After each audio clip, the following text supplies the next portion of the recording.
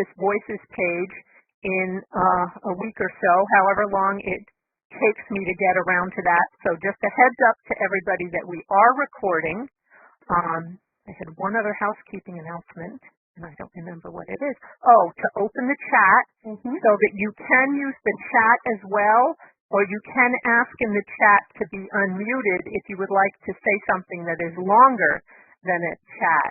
And I see that Kristen Fry-Herman is pushing for Donald as well. So definitely use the chat if you can't get Poll Everywhere to work for you. And Dana, I'm going to be quiet and I'm going to turn it over to you. Thank you so much, Lisa, and thanks everyone for joining us. Today's Shape of Show is really introducing you to our panel of experts. Should all be very familiar to you. I know we've got some returning participants from our many other webinars. And this is in response to feedback that we've received from all of you, our VSys One clients, that, yeah, we're still having recruitment issues. And so rather than a ton of slides, we have a few reference slides for kind of some important basic points, but really we want to open up the discussion in chat or unmuting your mics and have you tap into not only the wisdom in the room of all of your peers who might be having similar problems and slightly creative or different solutions, but of course the panelists, if Lisa can go to our biography slide, Joan Carlino, Karina Vargas, and Todd McMullen. I'm going to facilitate the conversation, and we really just want to kick it off with a little bit of an intro. I'm going to call on the panelists as I know their expertise, but also as all of our panelists know, they can jump into the conversation at just about any time, and I encourage all of you in the chat to put questions, answers. We'll have a couple of polls as well and things that spark some of the open discussions. But this is an interactive experience, so put something in the chat, and I may call on you to unmute if you're comfortable doing that as well. So let's get rolling, Lisa. Joan, you want to talk about kind of this core idea of staying in a cycle of plan, do, check, act? Sure. Good morning, everybody. I see a lot of familiar names on the list. So many of you have attended our past presentations, if not live or online. So you may already be familiar with the work that we've done with Plan, Do, Check, Act. And this has been something that I developed. This is actually a Deming tool. But when COVID hit, I thought, well, we got to come up with quick ways for people to, I hate to use the word pivot, but people have to use the word pivot sometimes. It applies the most. We don't like new normal and we don't like pivot, but they make sense of the conversation. Yeah. We need to wrap our brains around in the volunteer sector how fluid this is and how quick we need to be able to react, and we need tools to do that. You know, there are a lot of consultants out there and everybody's got advice. But, you know, when I'm sitting at my desk in the volunteer office in a hospital or organization, I need a tool quickly that I don't have to create to help me plan. And so that's what Plan, Do, Check, Act is. It's a series of checklists of questions that you ask yourself methodically. And this is a generic business tool that we've adapted through COVID. I can't tell you how many groups I've worked with this with and how many times I've gone over the process of disciplining yourself to not panic and to think. And to use it. Yeah, I actually want to bring in, because we were taking about a minute for each of these quick intro slides. What do you think is the current time cycle for a Plan, Do, Check, Act versus what it was maybe 2-3 years ago? It was 30, 60, 90 days. And I think now, and I'd be interested to see, because our experts are really the participants here, in terms of your organization, what is their planning cycle now? Because when this all hit, everybody's planning cycle was to get through 2020. And so that was a 30, 60, 90-day cycle. I think 2021, we were still in 30, 60, 90-day. I think in 2022, we're looking more like a fiscal year, a 12-month plan. And if people could comment on that, I would appreciate that. So. But that doesn't mean in terms of your volunteer recruitment, because as they sequence back departments to become active. Mm-hmm. Volunteers were like at the end of the scenario. Yeah. So you still may be in a 30, 60, 90. Your department may still be just reactivating. Some stayed active all throughout, but not at full capacity. That's so true, Joan. Yeah. I say we're still at 30, 60, 90 days in the fiscal year 2022. Volunteer department. Yeah. So we'll go to the next slide, and I'll have Karina check in about planning because scenario planning was introduced in that previous slide. And Karina and Todd, Karina first, if you want to speak to how do you prepare for unknowable things and prepare multiple scenarios or plans if you're within that plan do check cycle of a few months, or what's your take on the necessity of scenario planning? Can you hear me first of all? Because I know I was getting these little notifications. My video cut out. I don't understand. But since I'm not on camera right now, it's giving me a little bit of problem. But scenario planning, I think, is a great way to continue the plan, do, check, act cycle. I try to say that too fast. I know. I think that if you are new to volunteer management or you're new to volunteer management within your sector, obviously it's going to be a little harder to kind of think about scenarios. And that would be then utilizing some stakeholders, some people that have some history in the industry or in your organization to get that. But I think most volunteer managers if they've been there for a couple of years, have an idea of the generic kind of things that come around, things that we know are inevitable and can plan that. But I think that gathering even volunteers to come in and say what are some of the scenarios we should be planning for, some staff members and do some of that research and say, okay, what are the things that come up more frequently, and then start with those and then kind of, and I think the creative juices will start flowing, but I think that's very important in working with volunteers and volunteer management.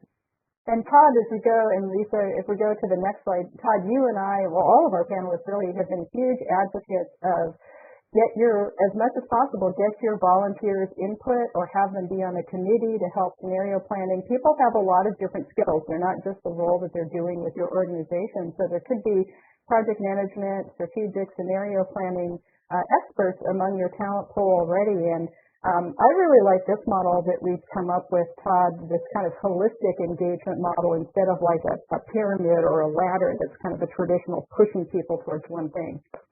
Yeah, thanks, Dana. And in a minute or less, because we're just trying to give you guys some opening ideas, here for how and when and whether to do whatever kind of planning for your recruitment. Just remember that it doesn't happen in a vacuum. You have other parties who are always a part of this, your board, clients, donors, fans. We're seeing new trends of cross-engagement of donors and volunteers, people who will donate time will also donate money. So how does that affect your recruiting plan? What do you need to be thinking about in order to do that? Same thing with other kinds of stakeholders like your fans, social media.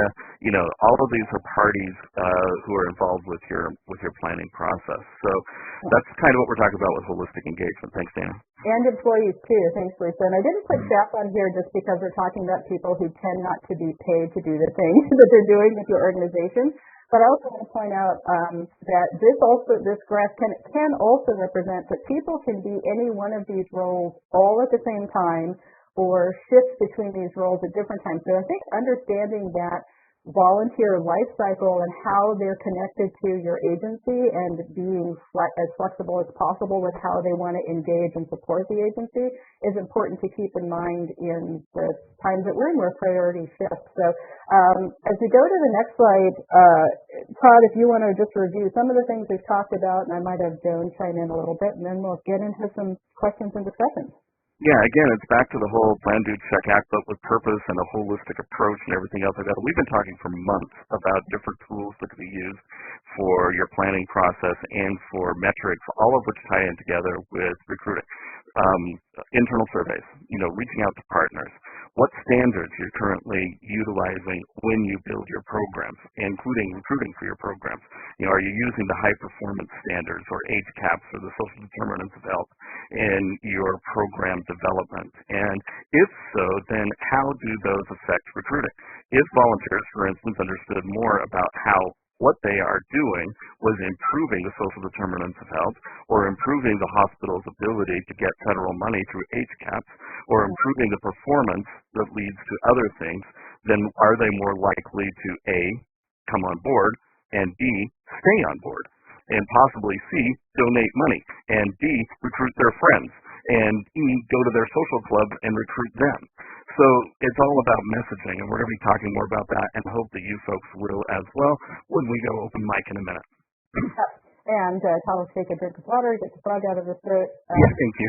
And I want to remind everyone on our VSys page, and we'll have a link at the end, but it's always such a great resource page for our past webinars. In January, Joan did an amazingly detailed, information-rich webinar on social determinants of health, and in October we have a recording of a webinar about age caps specifically. So I know we have a lot of healthcare sector representation today, and if somehow you missed January or October that dig really, really deep into things we just kind of highlighted and glossed over, really dig into Joan's expertise in those recordings if you're in the healthcare sector. But now we start the conversation with all of you.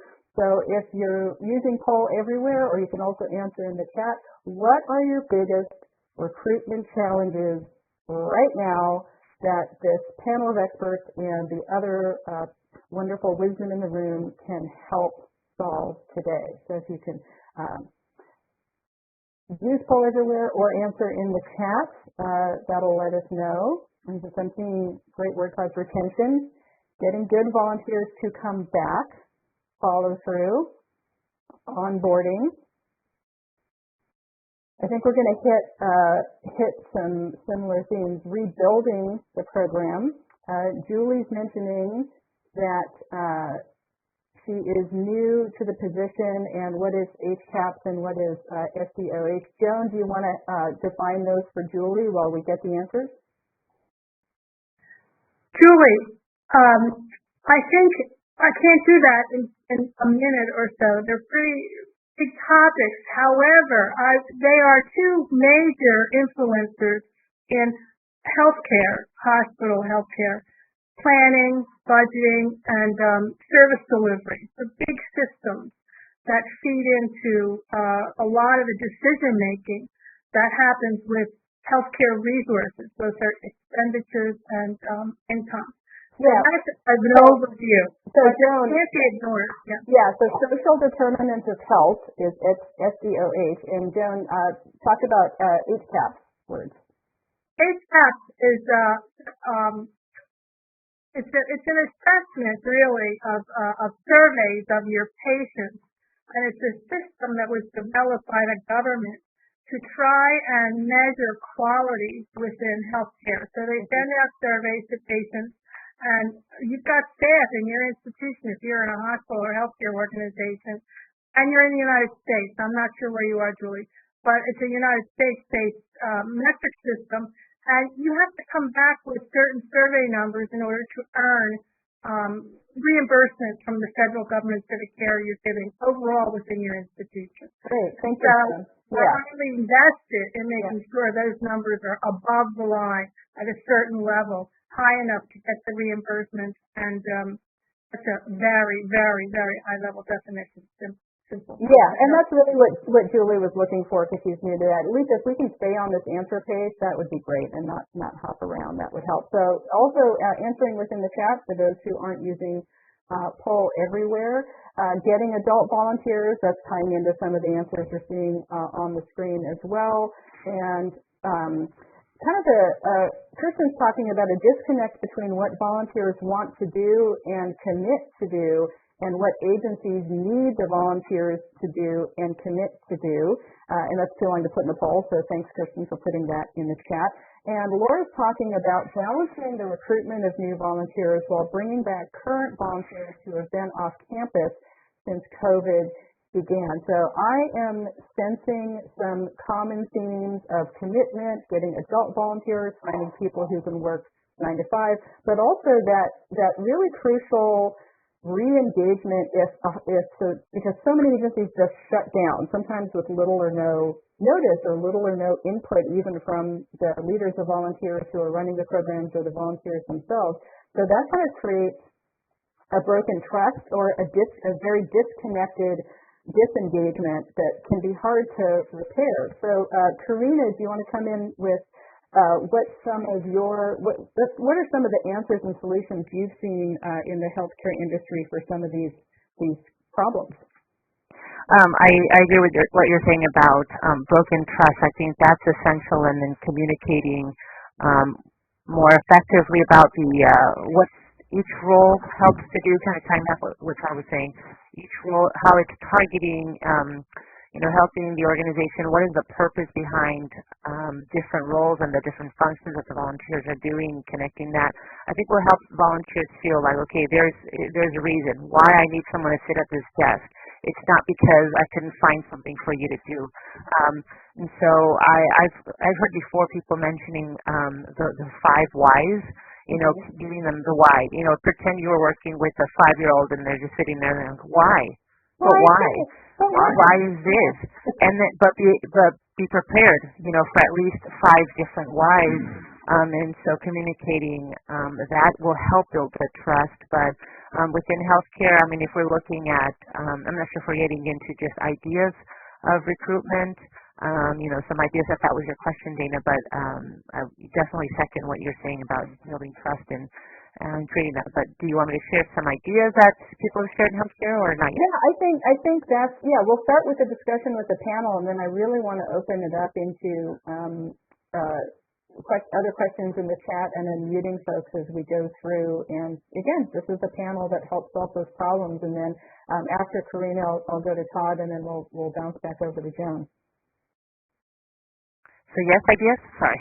Yes, ideas. Yeah. So as far as in healthcare, since I know that we target a variety of volunteers, from students to adults to minors, some ideas that we've heard bounced around were if you're working with minors or student volunteers, and if you've captured any information about their parents, even reaching out to the parents, saying, hey, we love having this volunteer, your child. We'd love to invite you, make it a family thing, come and volunteer. I also mentioned maybe going into your archives of volunteers that used to be in your organization even years ago. And if there's any way that you can filter out people who left but in good standing. It may be, people who've had more than a certain amount of hours, or, people that you would know that were in good standing, or you can kind of handpick by reaching out to volunteers from years past as well, not just the ones that left or were on your roster when the pandemic started, but even going back further from there. Those are just some ideas of where to reach out to, just some initial ideas. Great.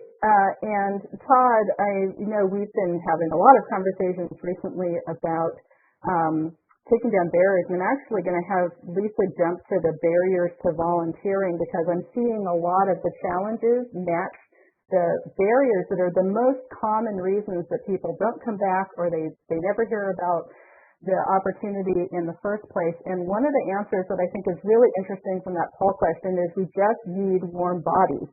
And I know that feeling, I felt that myself, but I'm actually going to gently push back and invite people to understand that we actually want the best fit for the role, and that's hard to do with some of these barriers when it's a 9 to 5 thing and someone isn't, a trust fund kid who doesn't have to work. And so starting to think about what wide variety of people can fill a role is a great way to start, but there's also points where we want to really target an audience and understand that there's only a small demographic of people who can show up to something during normal work hours if they're not working somewhere else or taking care of family or kids.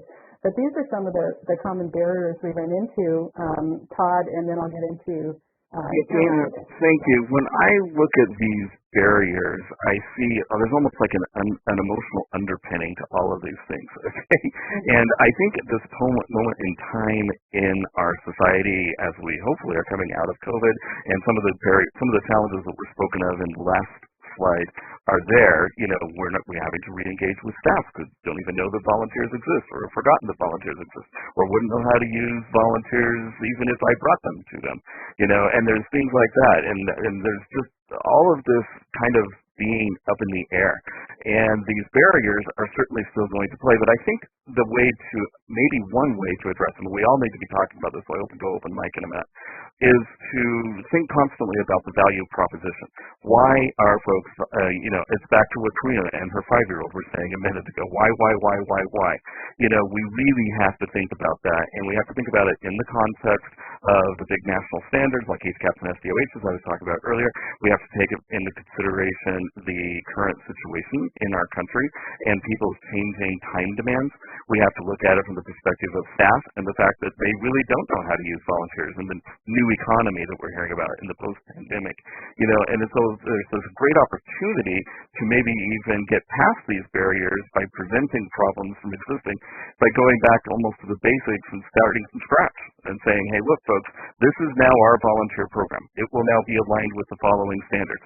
This is what volunteers will now be expected to do. And here's how it will help you internally in your department, and going back to the volunteer and saying, here's how it will help you, plus our hospital or our community and everybody else. And just really thinking about those whys, again, the 5-year-olds, okay, and communicating. If we could open up the mic a little bit and get some more thoughts along those lines. Yeah, I was just about to do that, Todd. Actually, I'll have Lisa go to our next poll question, which is, of course, closely related to who exactly are you looking to recruit? So this ties into the themes that we're already talking about and some of the challenges that we've heard from you. Again, like adults, youth, like who can do it, and beyond warm bodies or adults or someone who can do 9 to 5. Do you need to narrow that down a little bit more? And while people are putting this into poll everywhere, Joan, what have you seen for trends in the last couple of years with all the different mainly health organizations, but not exclusively, that you've talked to solving for, the COVID challenges of people not coming back? The biggest observation I have to make from what I've been talking to people and seeing is, the question is, does your organization still want to utilize volunteers? Mm-hmm. And so a lot of the people that we have in staff roles and paid staff roles and volunteer coordinators feel obligated to bring back their volunteers, feel obligated to re-energize their programs. And I ask the question again and again, are you sure that's what your organization really wants? Because if your organization really wants volunteers, they assist you immensely. You're not hanging out there on your own asking how to. They assist you immensely with the resources they have internally, through marketing, through PR, through data collection, through all the recruitment. So the concept of recruiting, and at least externally, you might say, it should not be such a big challenge if you've got if volunteerism really still is a value of your organization. So that's the first question I would get straight in my brain.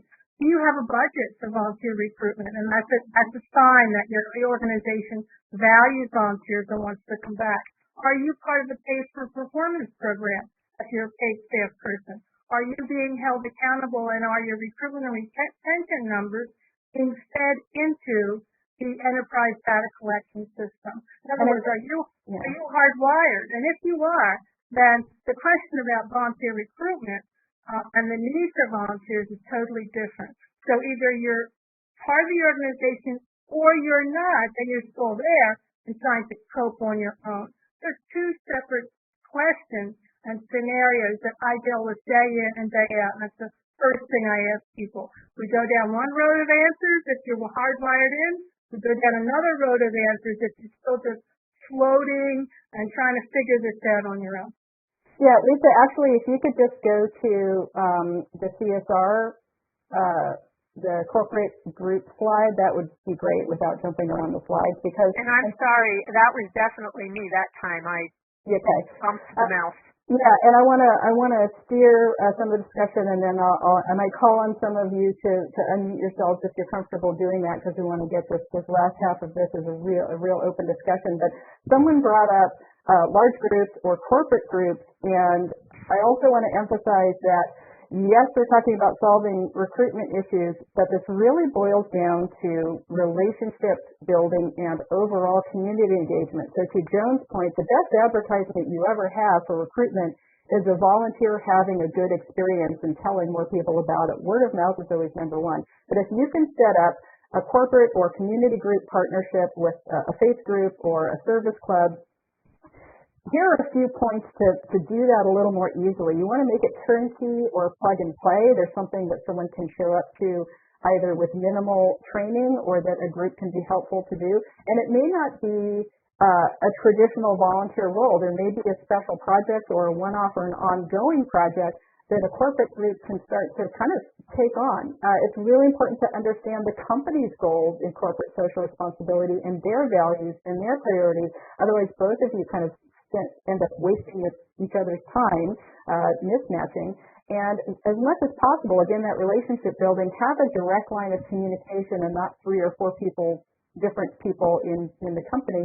But at the end of the day, you are empowered to say, no, this group isn't the right fit, or no, this individual isn't the right fit for what we're trying to do. And I know in my experience with a lot of government agencies, public agencies, some healthcare, some food security, sometimes there's been pressure to engage a corporate donor group or someone who's otherwise supportive of the agency to make up work for them and give them something to do. And I can tell you, ain't nobody got time for that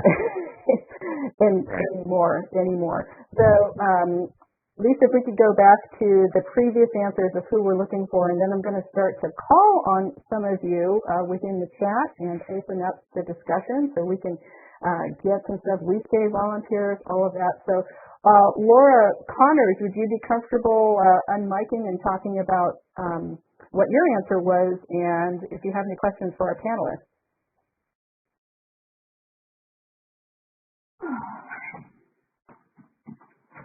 Hi, Laura. I have unmuted Laura, putting her on the spot. Sorry, I just got back to my desk. I had to. But no pressure. Okay, I'm sorry. What was the question? Well, I'm just, because you've been great with, balancing the recruitment of new volunteers while bringing back current volunteers who've been off campus since COVID began, and I think that's an issue that a lot of our other participants have. So can you speak to, if you want to either ask the panelists any direct questions or speak to what that specific challenge has been of shutting down and then trying to bring some of the same people back? Well, what had happened since it's probably been we were able to bring in volunteers for select few roles, nothing patient-facing. And so the volunteers, the current volunteers, we went to them first and asked if there's anyone who wants to come back in one of these roles. So their normal program opens. And then we found that some volunteers, of course, had retired and didn't want to come back. So we opened up our recruitment or our program to new applicants for those roles, like greeter, patient transport, gift shop, that type of thing. And so we kind of have them in the system, in the process of coming in, doing an online orientation, and then scheduling in-person one-on-one. And so we're had those probably 10, I have like about 10 new volunteers that are in various stages of onboarding. Well, then last week we received permission to just open all of our roles, the full program. Oh, good. Yeah, which is great, and we're really excited. But in the meantime, where'd we get them? Still coming in. And then I'm trying to get current volunteers reactivated. We're going to have them do some, refresher type orientation. And so it just seems like it's kind of, where do we focus first? Do we, part of me wants to say we have, these volunteers who, for 2 years have been, calling and saying, please let me come back and that type of thing, versus the real important roles we feel that we've been trying to recruit from all along. I'm not saying, every role's important, but where our need is for some of these roles. It's really, it all kind of came to a head this week. Well, perfect timing. Karina, I think you might have some good feedback on that. Yeah, I think your question, Laura, on where do I start and which one, it sounds like where do I get my biggest bang for my buck in your recruitment efforts or just re-engagement efforts. I would even go as far as creating like a little Excel list and almost giving some kind of point system for the roles, like some kind of scaling of maybe one column is our staff needing volunteers, and maybe kind of giving it like a scale of 1 through 10 or something like that. Yes, maybe some, maybe an 8. Do I have volunteers interested in coming back? Not really. A lot of those volunteers haven't really come back. Maybe giving it a 3. Maybe giving it some kind of scaling system, and then mathematically determine what area what to focus on. That would be similar to how I had done in February. I'd done one like a scale on stakeholder engagement or management, and it was sort of where do you have your biggest effort, and interest, and so it's sort of adapting maybe the tool that I had in February, but spinning it for what department should I focus on, and if you need a tool like that, I can easily spin the last month's template into something like that if it helps people, which department or which role should I focus on the most. Could actually interlace that with some of the standards spreadsheets that we were working on in October and January, come up with a master tool for helping folks to prioritize and align at the same time. That would be fun. I want to weigh in on this because this is a really important topic. Yes. And it sounds simple on the surface, but it isn't. But that decision about who you bring in, where they go, the priority of them, where your top 10 must-cover areas, that's why I was asking before, are you wired into the organization? Because in my mind, they're not your decisions. They're the decisions of the organization, your partner in HR, your supervisor. I would really proceed with caution, particularly if you pay for performance, about certainly you need a top 10 list. And no matter whether there's COVID or not, that should be baked into every volunteer manager, no matter what sector. So if you have a person in front of you, a warm body, that presents themselves and you have an option and they can fill a lot of different areas, you make sure your top 10 are always filled. But then what that top 10 is could change. But the way it's changing is that the organization is telling you through HR, hopefully, look, things have shifted. We're really down in staff over here. Bring this up because we can use the supplementary help to fund tester and help it, whatever. So I don't know who your partner is, Laura, within the organization, but I can't begin to tell you how important it is to everybody on this call that your partnerships internally guide these recruitment decisions, and you really shouldn't be making them on your own. I feel really strongly about that. And that boils down to like a basic tool that we've also talked about. And again, all of these, the February, January, October, all these great webinars dig really deep into some specifics. So go to the VSys page, which we'll link to at the end. But this is about needs assessment. And Tracy had a great point in the chat about patients first. And Tracy, are you comfortable unmuting and talking about what you did that was similar to what Karina mentioned? If Lisa unmutes you and then you unmute yourself, it's a two-step process.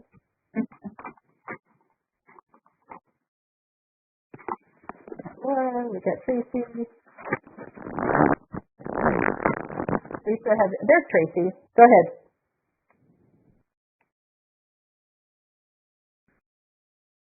No, Tracy. Am I here? Can you hear me? Yes, we can hear you now. Okay. Yes, thanks, Tracy. Sorry. No problem. I always fumble in your guys' things for some reason. So we did something very similar. We put all of our pre-COVID volunteer groups into a spreadsheet, and we kind of identified, what they did. We put it under, we had patients, those that were centered around patient care, those that were centered around, we have sewing groups that do various projects for us. We have our gift shops, and then we have our lounge areas. So we kind of sorted them out. Our lounges are closed, so we're obviously not going to be bringing those back. So some of those volunteers that were in those lounges have gone to some of the other areas that we have opened up. So that's been really, really good.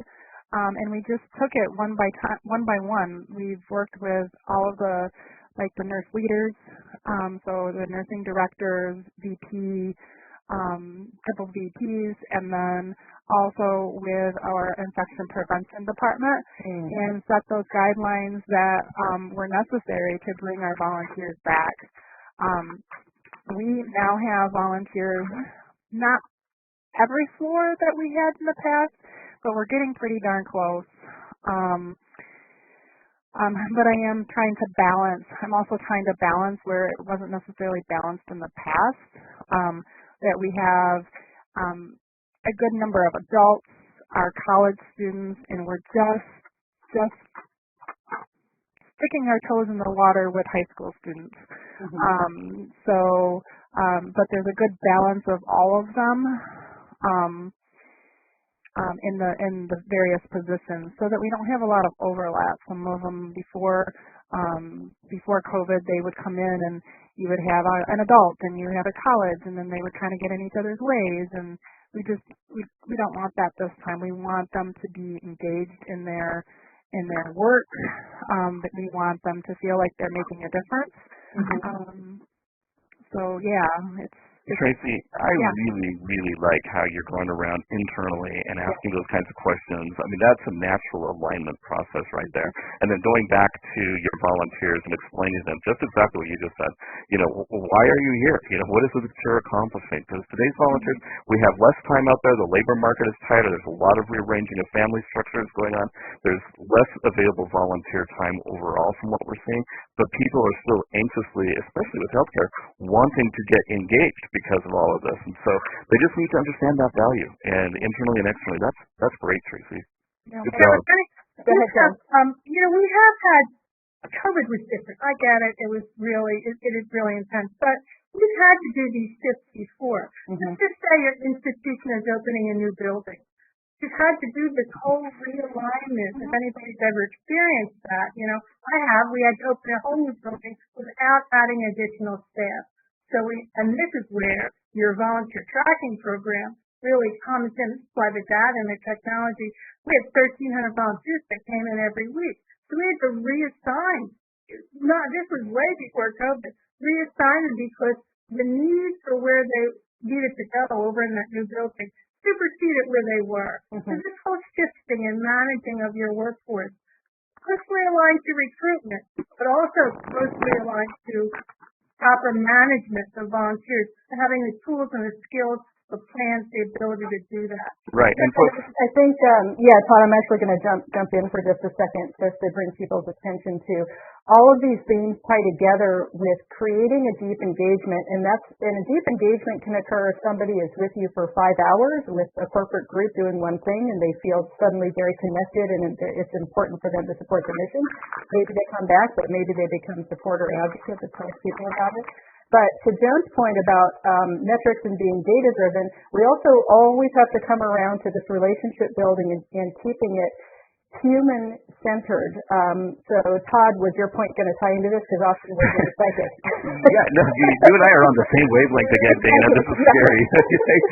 Just reinforcing the basics. There's a reason we started out this whole webinar today with Plan, Do, Check, Act. We understand that in order to achieve these deep engagements and get everybody into an aligned position and, figure out how to convey that and, answering the why from the 5-year-old is going to require some real thinking. We've got to each take a step back, and it's hard. To the point that was made a minute ago, yes, we've done, and Joan was right, we've done these big alignments, realignments before, but I don't know if we've done them nationwide in mass any time recently. And so that's kind of why this webinar is so important, and we really appreciate all of your guys' input. So please, let's go on mic again with you folks. And yes, absolutely, that's why we wanted this. And I want to see if Kirsten wants to unmic and talk about, again, a common problem in your poll answers so far, and what we've heard even outside of this webinar from a lot of clients, is that disconnect between what volunteers want to do or what they can commit to do and what agencies need them to do. So it's, again, this kind of classic mismatch. Kirsten, if you're okay unmiking, and if not, we'll move on in the discussion. Can you hear me? Yes, we got you, Kirsten. Go ahead. Okay. Hi, everybody. So I'm with Greater Cleveland Volunteers, and we operate similar to a volunteer summit.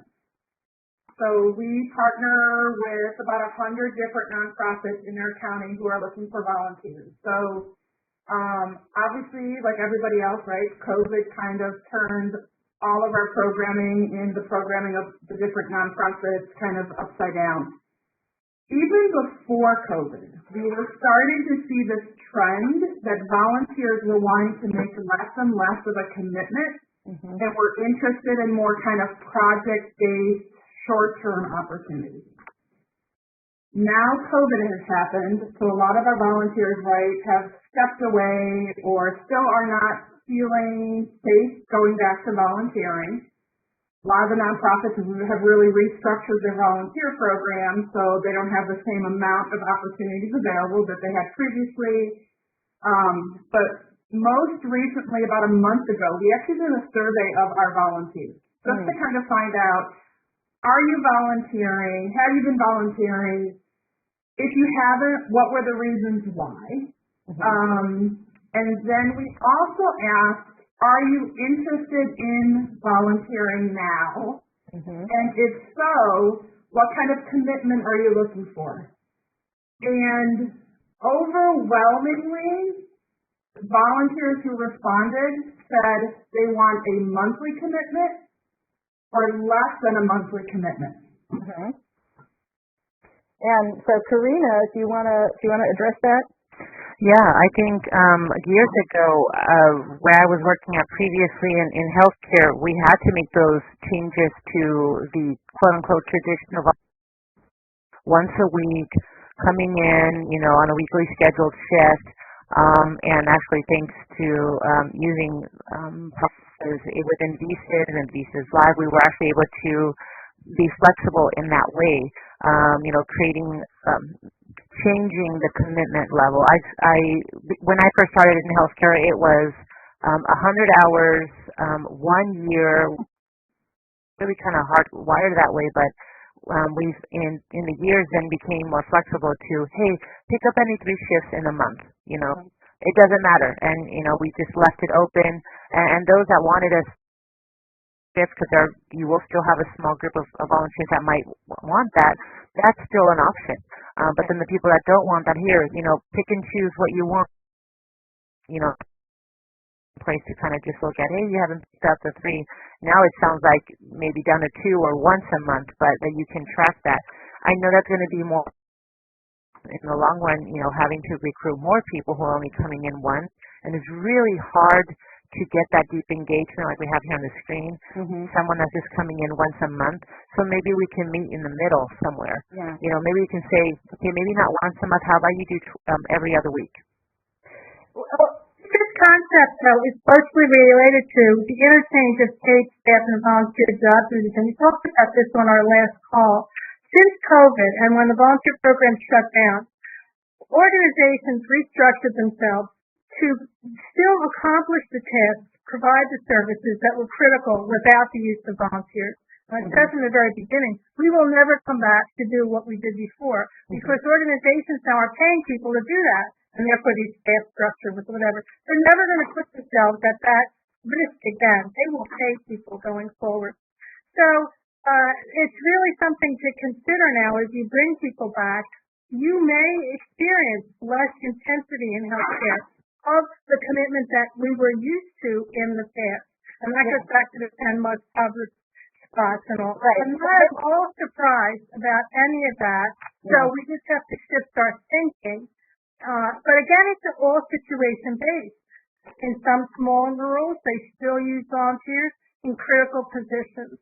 And it depends on your organization. Yeah, and Joan, just to interrupt for a second, I think that, again, I'm tying themes together because we're hearing some common things, and one of the reasons we wanted to do this as a panel is knowing that you think you're by yourself or you're siloed or you're stuck with a problem by yourself, but actually these have common answers.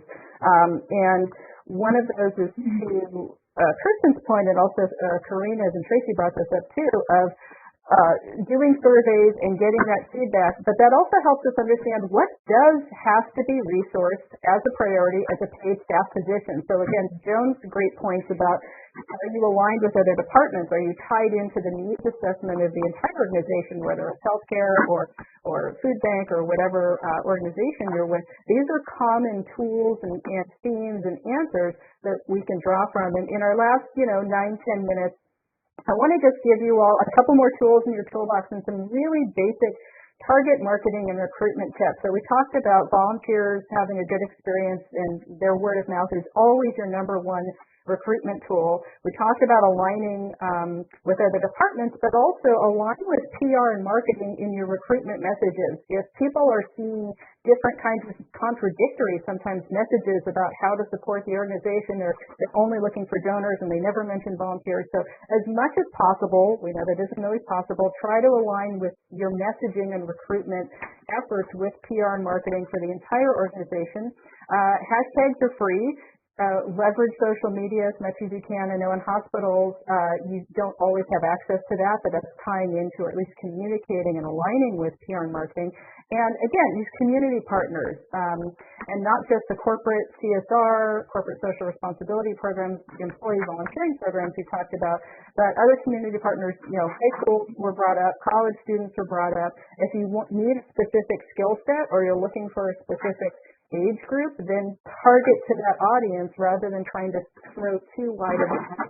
And maybe the message doesn't get in front of someone who would be a great fit and would resonate with what you have. I also want to encourage people, I know sometimes healthcare is already aligned with faith-based groups and businesses, but is your collateral and recruitment in multiple languages or is it only in English? So not only can you leverage neighborhood centers and ethnic media like radio stations and online newspapers or journals or in-person newspapers, but you can also get most nonprofits in most areas, at least of the United States, can get a free 30-second local radio public service announcement. And you can absolutely talk to a college or university media department to manage that project for you or align that with your PR marketing department and just make them aware that we can get some free advertising as a nonprofit or community service entity most of the time. So here are some easy tips and tricks. And I want to jump to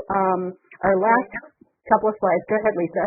Before you do, I actually want to make a plug for you because you do an amazing job on Tuesdays of putting up your Tuesday tips and tricks.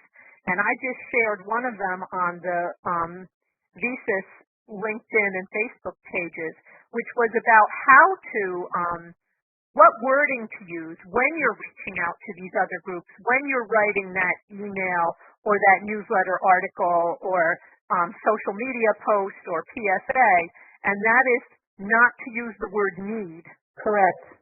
Yeah. So I would strongly recommend people in this audience, if you're thinking of running that report of inactive volunteers and doing mails to them, look at Dana's Tuesday tips. Tuesday tips first. You can find it either at her site, because she's amazing and has the social media stuff down, or you'll find it at the VSys LinkedIn or Facebook pages. Sorry to interrupt you. No, thank you for that. This is a really important topic that Dana just hit on. And also, in my experience in hospitals, when it comes to these missives in whatever format, whether they're emails or flyers or whatever, my partner was always the PR and marketing department. Yep, They are so exclusively, this was the package, by the way, I also wanted to point out that mail now is what's being done, U.S. mail to reach people. So here's a package that our PR and marketing department did with me that we can mail out. It was exquisitely beautifully done. So when it comes to recruitment, the techniques that you use, we didn't get a chance to talk about them, but usually they're passive, which is something that's ingrained in your organizational, you have flyers out on tables, you're talking to fund development, it's internal, or it's external, but whether it's passive or an internal or external, if you're any hospital organization, first of all, most of you are regulated to not send anything out on your own without it being edited and reviewed by your internal PR department if your hospital's logo's on that. They are your friends through this rebooting of your organization, and I can't stress highly enough, don't go this alone. Don't do this alone. Make sure you are partnering with skilled professionals in these areas. Tina, can I just also add on social media? And I'm cautious to say this, again, what Joan is saying is partnering with marketing, but there is also the opportunity for you to have a volunteer social media ambassador role, where the volunteer is posting on their own web, social media, TikTok, Instagram. Obviously the hot thing with is just doing, short reels or little TikToks. But you can also have like a volunteer role that even describes that their overall look of their social media is clean, family friendly, you get what I mean? Style guide, yeah. But then that you would, they would it's they do a lot of these POV, point of view of like me coming in, me getting ready, obviously you can't show patients, but they can share their experience in some creative ways, and then be sort of a social media influencer on behalf of the organization. Maybe you can agree to certain hashtags like you agreed, certain taggings and connecting it, but it would be the person doing it on their own social media, but it would be, monitor, I know I'm opening up some guidelines. I know I'm opening up a can of worms and a big potential loophole with, posting things online. And it doesn't have to be as scary as maybe another department, a special legal department, thinks it is. But again, that's a conversation or a relationship to build internally to get that alignment. And we put some links up, and my Never Say Need and some other Tuesday Tip videos are on the VSys Voices page, and I put a direct link to that Recruitment Never Say Need video in the chat for folks. But we also want to let you know that there are so many other resources about recruitment and messaging and advertising, not just on our VSys Voices page, but many of us have also contributed to information and content and articles with Volunteer Match, with Engage Journal. So depending on how deep of a dive you can and want to go on, these are kind of our three best places to get that. And everything that we've talked about here today will be recorded, and as Lisa said, as soon as she gets time next week, put up online. So as we go to just another final poll question of really what else you want to hear about us, I want to get a 30-second lightning round from Todd, and then Joan, and then Karina to wrap us up. I'm just going to say, go look at the webinar stuff that we've already done, October, and obviously January, and then February. Karina's thing about partnerships was excellent. We're trying to help you guys out in this really crazy place that all of us are in, so go look at the other stuff, and we'll get you some other tools, and there'll be a bunch of stuff up on the links on the resources page attached to this as well. Great, and as you're answering, Joan, 30-second lightning round, one last piece of wisdom. Plans or dreams. That's what I keep saying to everybody. And have written plans tied into your hospital's enterprise system. Try and get into pay for performance for your recruitment and retention goals so that you're hardwired and can take advantage of the internal resources available to you. Try not to go it alone. The goals without dreams are, goals without plans are dreams. That's it. Right. I was like, if wishes were horses, we'd all be riding. I started to mix up my metaphors. Karina, lightning round, last little bit. Yes, understanding that the concept of recruitment is multifaceted. There's so many layers to it. So if any of you are leaving today with, well, my question really wasn't addressed because there's so many, it's like peeling an onion, there's so many levels to it, but we were trying to get to the, if you have the opportunity and you're recruiting, recruit with intention and purpose. Absolutely. And again, this is, even with a great open discussion like this, we're just scratching the surface. We're just starting to peel the onion, and we are all real people who are happy to answer your questions. You can get in touch with us directly, and again, check out the resources on the VSys Voices webpage, and we listen to your feedback. This is why we're having this open panel discussion in March, and thank you for your votes and feedback on the next webinar topics of interest, because the voices are here for you, and VSys One is here for you as a resource, and we're happy to answer your questions individually in email follow-ups. Just get in touch with Lisa or your other VSys rep, and we will answer you very, very quickly. So thank you, everyone, for participating today and sharing your wisdom in the room. And we will see you in April, and probably one of these topics that you have metrics. cover. Yeah, we got that. Metrics is winning. Metrics. Yep, we got some good ideas on that. I think we do. So thank you, Karina and Joan and Todd and Lisa, the tech support wizards.